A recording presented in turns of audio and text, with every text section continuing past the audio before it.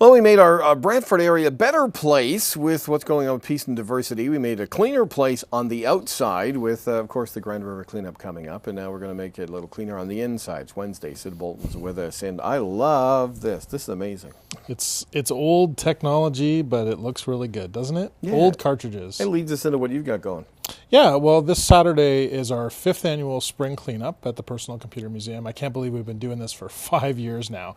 And of course, when we started, we were taking all of your old computers and your monitors, the big CRTs that everybody had, and we were, and safely recycling them and doing things like that. Now, of course, people have less of that now because there's more options. The municipality offers a program, and there's lots of places where you can do this now, including us, and people come out every week to donate stuff. But we want you to bring it to us instead of the municipality this week, especially, for a couple of reasons. One, there's a chance that your stuff will actually get reused and not just recycled. Because recycling is actually the third thing you want to do, right? You want to reduce, which is pretty tough to do with electronics, but let's just say that you're supposed to. Reuse, which is what we may do with it, and then recycling is actually the last thing to do. So over the years, do you get to the point where you get overwhelmed with what happens? Sometimes it's actually amazing how many monitors, like we've received literally thousands of computer monitors that take up a lot of space, but we've managed to do good things with them, like put them back out into the community. And we're hoping to do the same thing with these old video game cartridges. And this is something new that we're doing, Ted. We're actually going to take all of these old cartridges. So if you have, Donkey Kong, or maybe you have this old Super Mario Brothers cart, which it seems like everybody has one of these, right? and what do you do if you have like 50 of these things, which is what happens to a lot of retailers. They don't want these anymore. They can't sell them. So what you do is you bring them to us, and we're actually going to build a love seat, not too different to what I'm sitting on right now in terms of size, out of these old cartridges, and we're going to keep them out of the landfill. Is this going to set some kind of record for you when you build a love seat cartridge? Well, I don't know about a record, but nobody in North America has ever done anything like this. We're going to take about 5,000 cartridges to make it complete. It's also going to be a tourist draw for us in the end. We're hoping that people will come and get their picture taken in this thing and also play some video games on it. I mean, that's the most appropriate thing to do in a chair that's made out of video games. You talk about the old computer monitor as being, the old guy here. I remember when they used to fix like TV-like objects. That never happens anymore. So not really. When people bring them in, I guess you don't want the stuff that's not running.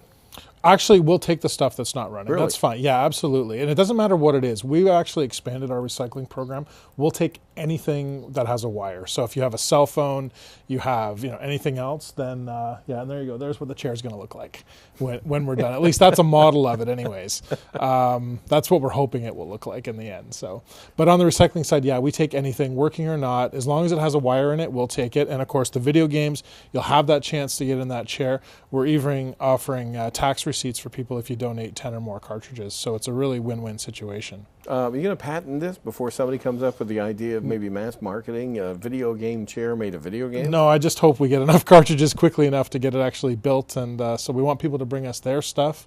And so this Saturday, 10 to 4, 13 Alma Street, come out. And we're also going to have a community garage sale. We're going to have a barbecue. We're going to just have a good time, and hopefully the weather holds out. And if you haven't been there, because I was a PCM virgin until recently, it's a How did great that feel? tour just to go through there. I mean, to see some of the stuff you've collected along the way. Well, it really is a great trip in time, and it's very educational too, especially if you've got kids that have never seen older computers. It's really an eye-opener for them. I can imagine. Okay. Have you got any dial-up telephones yet? The old black ones, because I figure that's next. Actually, we do. We have an old Commodore branded phone, but it's, you have to crank it, and we've got the modems that go onto it. So yeah, it's pretty good. So you get the stuff Matthew Broderick used in war games. We've got exactly the setup for Matthew Broderick. Absolutely. Okay. Well, good luck. Saturday, it's all happening, guys. Yes, it is. PCmuseum.ca for more details. Perfect. Sid Bolton, as always, he's here on a Wednesday. Coming up on a Thursday, Hockey Fest. We're going to be talking with Ralph Spoltoro. So our four-legged friends are going to be here from the SBCA with our two-legged friends.